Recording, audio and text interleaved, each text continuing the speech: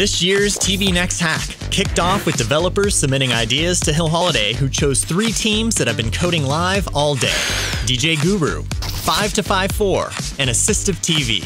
Now it's time for them to demo their hacks on the TVnext stage, and it's up to you to decide who wins the $2,500 grand prize. Let's meet today's judges. From Pretty Instant, Ben Maitland-Lewis. BET, Bobby Singh. And from Ad Age, here's Simon Domenko.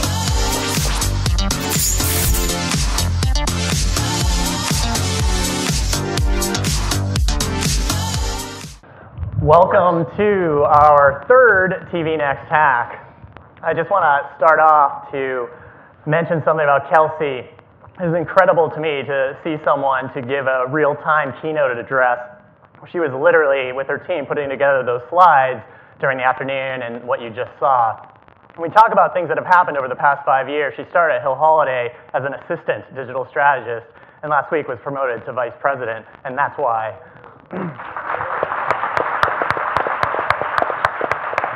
Back to the hack. I want to welcome our judges here today. This is super exciting to have you guys here. You each come from a little bit of a different territory. Simon, you are the media guy for advertising age. So you have a unique bird's eye view on the landscape. What are you hoping to see from the teams today when they demo? I guess I want to see something that's really needed, that's really wanted. In an earlier panel today, we heard about the 5 years ago, everybody had a social TV app. They were nice to have. Did consumers really want them? Not necessarily. Most of them have gone away. So something that's kind of really essential to, at least, not necessarily to me, but to an identifiable consumer segment. And Bobby, you come from the television network side. You co-run digital for BET. What's something that will make you give your 2 thumbs up on when you see the demos today? So I'm also an ex-consultant, so the way that I would think about it is a 2x2. And essentially what I'm looking for is something that is both fun and adds productivity to the way we do things today. Even if it's something truly innovative, creating a new market, et cetera, it has to be fun and productive. The ideal is the top right coordinate. Ben, you're an entrepreneur. Your company, Pretty Instant, is here taking photos today of our event. Thank you for doing that. As an entrepreneur, you can really empathize with these teams. They've been coding all day down in the lobby. What's something that is going to stand out in your mind? Just something that really adds value to a wide range of people in different disciplines that people can really have a good time getting behind and see how far it can go and have a real impact in the world. Nice. I want to give a shout out to Alfonso. They're sponsoring this segment. They've been an incredible partner to us. And I also want to mention the addressable TV panel. It was AT&T AdWorks. Karen's mic wasn't on. They sponsored that panel, and they've been a great partner to us as well. So we thank both of those guys. Our third place winner today is going to get a Google Chromecast from Fuse, and then some Dunkin' Donuts gift cards, thanks to our beloved client, Dunkin' Donuts. Our second place winner is going to get some codes to be able to stream to Spotify. Spotify's been amazing this event. And DirecTV is giving a subscription to DirecTV to our second place winning team. And of course, our first place team is going to get the $2,500 check. It really is that big. So you'll get to see that make its debut shortly. So we're going to move right into this with our very first team demo. Now, we're going to be doing these live for the first time, so we want to see how this works out. Let's look at Team 1. Here's TVnext Hack Team 1, DJ Guru.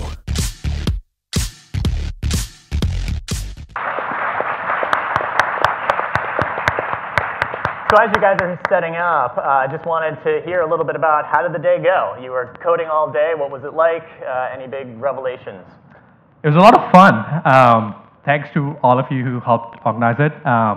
It was you kind of have to stay on top of time management, but we had a lot of fun. Great food, great other colleagues. So we had a lot of fun. David, do you want to add anything?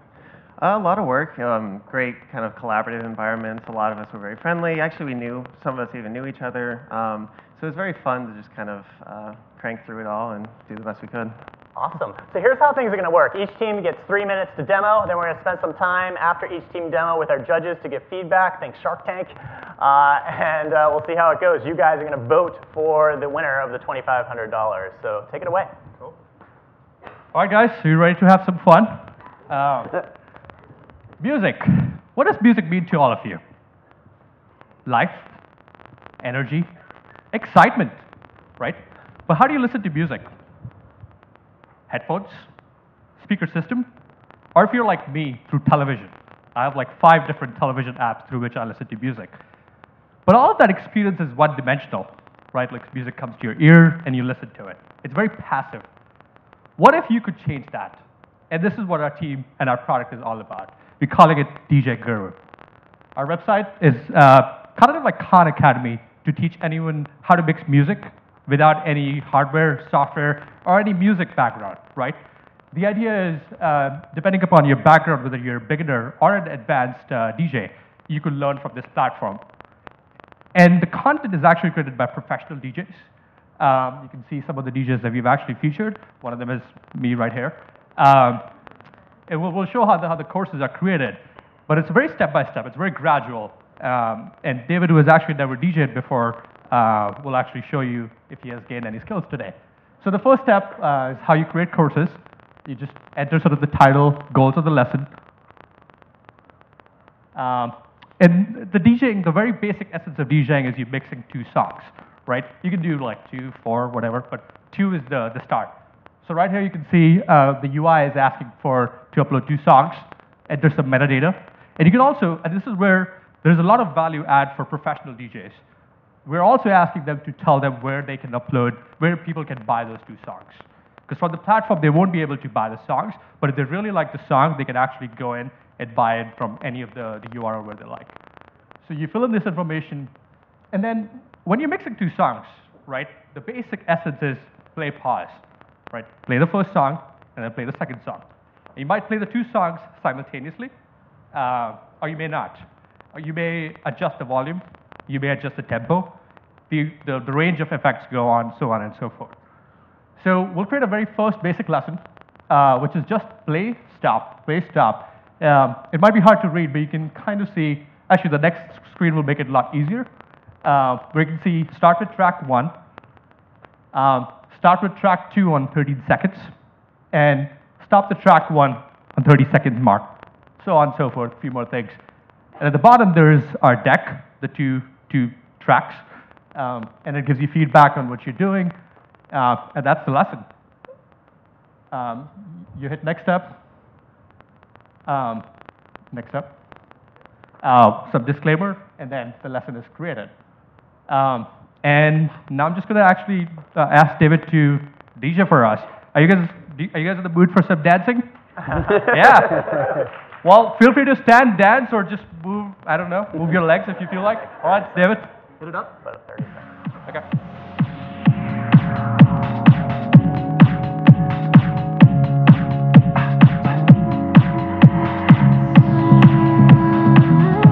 So both songs are playing now.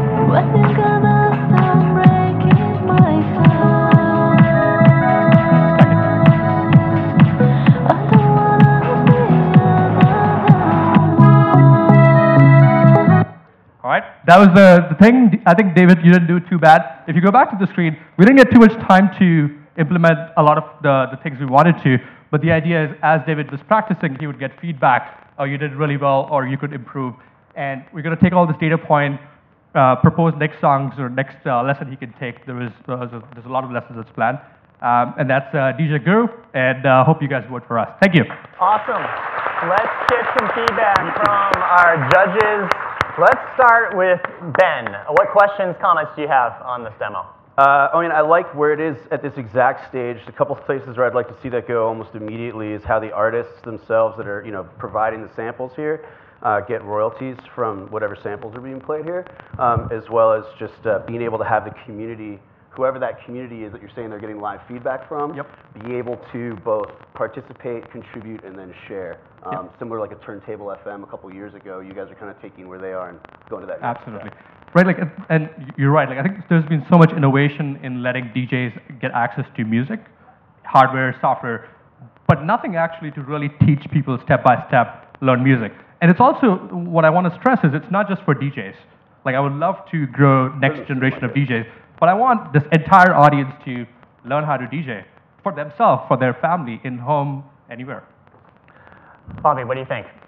So I was an ex-DJ back in the day when I actually had to use vinyl to mix records. Yep. Now everyone's using Serato and all the technology tools. The thing that I thought was pretty good with what you guys did was the blending was pretty good. So what's the technology behind that? Is that something you guys did? Did you borrow that from Spotify to match the tempo? Yeah, so this was actually done by the guy who created the course, in this case me. And so the idea is professional DJs are the ones who are creating these lessons. And so the next lesson will be adjust the tempo. So right now both the songs are same tempo. So for the folks who don't know, each song has beats per minute. And to be able to sort of mix two songs, they got to match. And if they don't match, you can adjust the tempo. So in this case, both songs by default have the same tempo, so you don't have to worry about it. But the next lesson could actually teach them, this is how you adjust the tempo. Got it. So I think one of the challenges when you get to that point that you're going to run into is actually dropping the song at the right point. Exactly. There's going to be some latency issues. Yep. So something to look out for. In terms of kind of really taking the engagement to the next level, I think what would be interesting for me to see is, if this becomes rather than a personal tool, that it also becomes a social tool where you have, one DJ kind of competing against another DJ, almost like a Dance Dance Revolution, where you have, some kind of feedback loop of, you matched the tempo the best, you did something that was creative, you had it in the right key, etc. Yeah, well, that's a fantastic idea. I mean, one of the things we've kind of thought about is like wedding DJs. Like when weddings happen, it's hard to pick a good DJ, like usually through a word of mouth. So potentially anyone getting married could create a competition and see who does the best. But I like the idea. Just like old school American Idol, we're going to end with a judge named Simon. So how much have you thought about how big the potential user base is, and how is that community not being served by the existing apps that you've looked at? Yeah, so I mean, I was actually looking at it. There's over 1 million DJs worldwide. And I think the market really is anyone who listens to music. And that's what really makes me excited. Like I would love to make this for anyone who wants to DJ, but also it's in some ways creating a new hobby. When I was saying it's two-dimensional on how people listen to music, but so the target audience is all the DJs, whether in training or the professionals out there. But there hasn't been anything for professional DJs to create content, to really give back to the community. It's cool to run it off the Spotify API and just pull in all the different songs that you want and allow everybody to just create their own DJ mixtapes. Yep. Awesome, guys. That was terrific. Let's give a round of applause to DJ Guru. Nice job. We're going to bring out our second hack team. TVnext Hack Team 2, 5 to 5-4.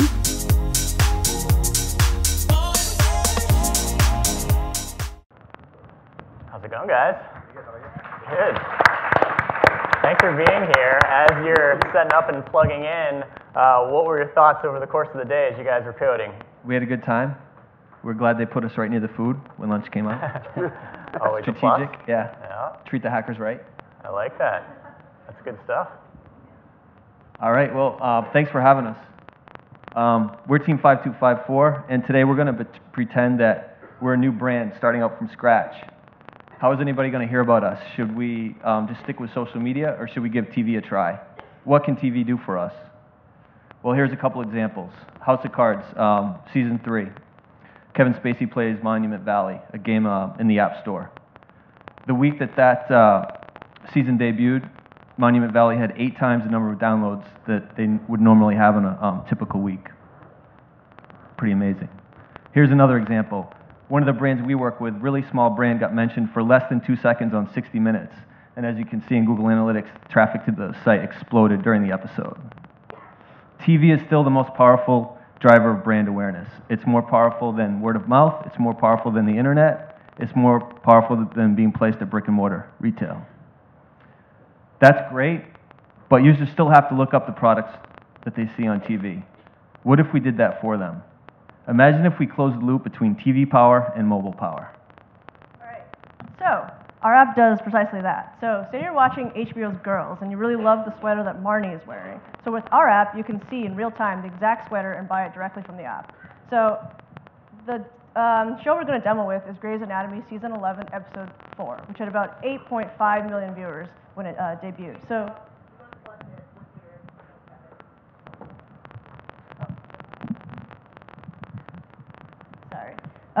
so yeah, Season 11, Episode 4 of Grey's Anatomy had about 8.5 million viewers when it debuted.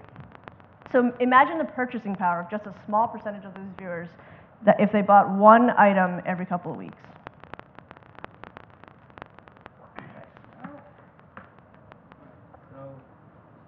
So what I'm doing now is I'm going to be playing a clip from Grey's Anatomy, and the app is going to be reading based on the audio of this clip, and it will tell us what everybody's wearing in this episode. So it uses the Alfonso API, and it found the clothing that the people are wearing. You could pause that now. So for example, I'm sorry. So for example, if I want to look up, if I want to go through the rest of the products, I could see that it found all the products from Pinterest, Instagram, Twitter, and Facebook. And let's say that I want to buy this coat. Now it's going out to the Burberry site, it's finding the price, and hopefully the internet will cooperate, and it'll come back, because it's been really slow at times. And when it comes back, you'll see the shopping cart on the app. It's loading now, and I promise you it'll be extremely fast to home. It showed the card, and there's the price. So if I wanted to buy this coat, it's close to $2,000. I'm not going to do it. Thank you. Nice job, guys. All right, let's go to our judges for questions, comments, feedback. Ben. Personally, I mean, I love this. I don't spend too much money or time thinking about clothing, but this kind of brings the whole idea of product placement to the on-demand level, and it's just kind of like, I like that. What is that? Shazam. Okay, sweet. I bought it. Thanks. Done.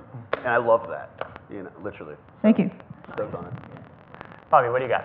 I think it's a great concept. I really like the use of, I think you guys mentioned that you were using audio fingerprinting. So, in an environment where there's a lot of time-shifted viewing, that opens up, a big opportunity there. The fact that there's time-shifted viewing and on occasion people are flying through commercials, to have products that are placed within the show, integrated with the show, is definitely a great opportunity. I think it's going to be a fun tool for the consumer to use. The only challenge that I would see with it is, the tagging of the products. Who's going to do that? Who owns that process? So it's just the logistics of kind of the process, figuring out what the right revenue model is. Is this an affiliate play? Is this, sponsored, branded, et cetera? Overall, great concept with process to be figured out. Simon. So I feel like there's been a number of apps that have tried to be the Shazam of fashion in particular over the past few years. And my sense is that they haven't necessarily gotten traction because of that difficulty that Bobby alluded to of working with the brands and the fashion companies and the retailers and the broadcasters that are not necessarily providing, finished cuts of their shows until broadcast sometimes. So I'm wondering how your app does this differently or how it differs from what's in the marketplace trying to get traction already. Sure, I think that, you outlined the key factors, the three, the producers of the content, the brands themselves, and the networks, they have to work together. And I think what we would do is we would target brands that were brand new and just getting started out, because they would be not locked into existing, deals. They would see the results immediately. There wouldn't be any other noise for what's driving, awareness for them or what's driving revenue. They would know that it was coming because of this, and so I think the deals would be done a lot easier that way. Excellent. Were you guys part of our first TVnext hack? Yeah, I came for the first TVnext hack. My son. Oh, that is awesome. Well, welcome back, and welcome back to being a finalist. Round of applause for these guys. This is 5 to 5-4. Nice job, guys. We're going to bring out our final team. TVnext Hack Team 3, Assistive TV.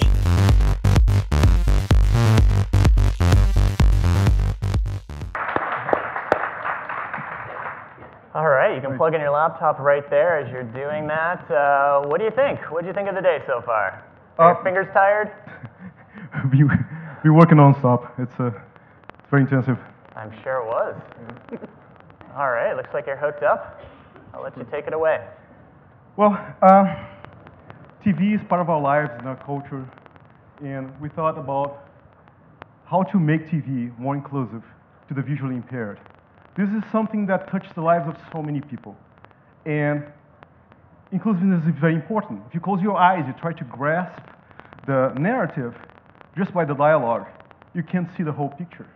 If you can hear well, or you're deaf, and you can always turn on closed captions and turn on up the volume nowadays. But can you turn up the image? So this is assistive TV, and I'll let Yusuf talk about the technical part. So we at Brown University, we develop vision algorithms based on the human visual cortex. And today we will show you a quick demonstration about how we could use those visual algorithms to help a visually impaired person. So let's say a person wants to watch a movie and then plays the movie and then at some point gets lost because there are no dialogues since the person's not watching the image. So it would be nice to have an algorithm that can whenever you want to know what's going on, you can pause the video and then it talks back to you and says a phrase that describes best what it sees in that image. So what we did is we used the VLC video player. Whenever a user presses pause, it takes a snapshot, sends it to a remote computer, processes that snapshot, and then brings back a phrase that best describes that image. And then plays it as an audio file through text-to-speech synthesizer. So here is our quick demo.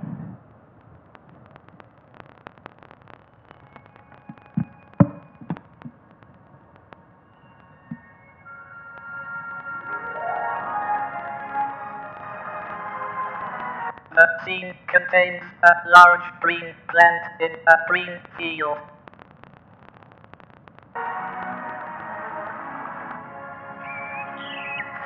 The scene contains a man riding a skateboard down a ramp.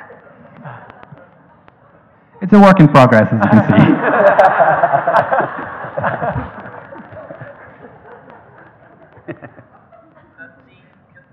A giraffe standing in a field of grass. Okay, good. So this is cutting-edge technology. 3 years ago, this wasn't possible. You see that it has a very high level it works really well, but it's still, in 5 years, everyone will have this at their home, and this is it. I mean, we've never seen this before, and I think it's freaking amazing. We didn't have this before, and now we have it. Let's go to our judges for comments and questions. Simon, let's start with you. So I think it's a really wonderful idea. I kind of want to watch the alternate version that's being described here because that seems might be a better movie than what we're watching. But I would really like to see where this goes. I think it's really interesting. Bobby. Yeah, so I think concept-wise, it's a very interesting concept. With regard to the scene being explained, it'd be interesting if it was layered on top of rather than kind of interstitial to the content, being careful that you're not overlaying it on top of any dialogue or anything like that. That could be really interesting. I mean, I come from radio, they say, audio is the theater of the mind, so if you can really get the voice right, have it blend in seamlessly with the content, it could be very interesting once those problems are solved. Oh, right at this moment is done when you hit pause. It requires quite a bit of computation. Voice technology is here. So you can just use Google Voice or any Google text-to-speech or any other system. We're just using it locally here. That's you know, it can be done. It's actually just part of it. Just really quickly, do you know the market for the visually impaired? How big is it? No. The size? No? Oh, it's sizable. It's considered. Ben, you have the final word. No, I mean, I love it. This touches on the value prop that I was talking about earlier, where this actually adds a lot of value to a lot of people who could really use it, and they could then, you know, be a little bit more immersed and engaged in conversations that their friends are having because they're hearing the same movies, but they're not able to see the same scenes, and this brings them into the same movie, and I like that. I think that's a great place to be. Talking about the market, this wouldn't just be for completely blind people. If you think about like grandparents or your parents, and if you ever bought like a new TV for your grandma, and it has all these new options, you can watch YouTube and Hulu, and you have like a huge menu, and all she really wanted was to watch the stuff she always watched, but maybe still be able to know what's happening, and that's what we can provide. Round of applause for Assistive TV. That was great, guys. Thank you so much. You're all set. So you just saw 3 demos. The judges evaluated them based upon their product, but there's also other means to evaluate. How did they perform over the course of the day? We're going to bring out the person from Hill Holliday that's been organizing this entire hack. Joining us from Hill Holliday, here's Max McClaskey.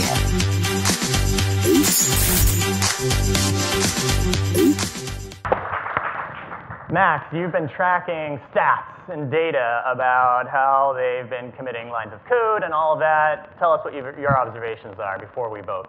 Yeah, so one of the teams, 5254, they only had one developer, and he decided to do everything in one commit. And so to us developers, a commit is really a step in time in terms of our code repository. So you know, we have all this code, and you know, as you create new features or issue hot fixes, fix bugs, you know, you create a commit and you push that up, and that kind of like locks in the code at that point in time. So you can see like DJ Guru had 8 commits, and that totaled to about 8,000 lines of code today. You've got Assistive TV, they had 25, and it's at 46,000. So you know, it's pretty interesting like how much you can do in only 5 or 6 hours. So yeah, it was a lot of fun. A few hiccups with the network today, but that's to be expected when you're at a hackathon, and there's always curveballs. So it's a lot of fun, and hope you guys enjoyed the demos today. Any other final comments from our judges? For me, it's just literally a balance between commercial viability and value in this situation. I mean, I'm seeing a lot of really good talent here over the last, 5 hours. They were able to contribute all this stuff. It's pretty impressive, you know. They have to get over some other hiccups, but building a business, but you know, the idea here is great. So now it's time to vote for who wins the $2,500 grand prize and the big check. We're doing it a little different this year. We're doing it via text message. For those of you guys that were here in the morning, if you had provided your cell phone number at one point in the day, right before Karen Kaplan took the stage, we sent out a text with a GIF of Karen. Who doesn't want that? And that phone number is this phone number. So to vote, when we start the voting, you can simply reply to that text message with the number 1 for DJ Guru, the number 2 for 5254, or the number 3 for Assistive TV. If you didn't get that text message, simply initiate a text message to this phone number with either the number 1, the number 2, the number 3. You do not need to type out the name of the team. We're going to begin the vote right now. You have 60 seconds, starting now.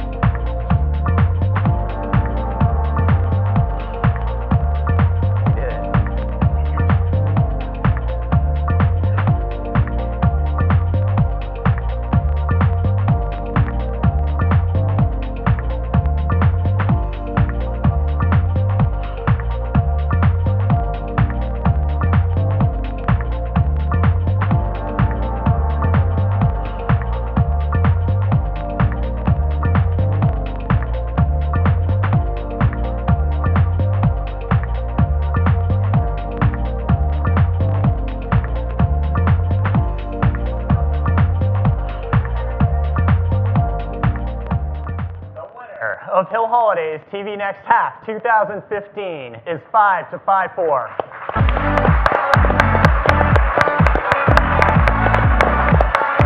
Come on out, guys. Good job. Great job. Very nice job. Second time's a charm, huh? And there's Max with a big check. Look at that. Photo op for everyone.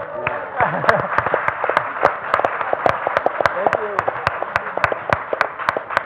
Excellent job, guys. Congratulations. Thanks for participating today. I want to thank our judges. This was a lot of fun.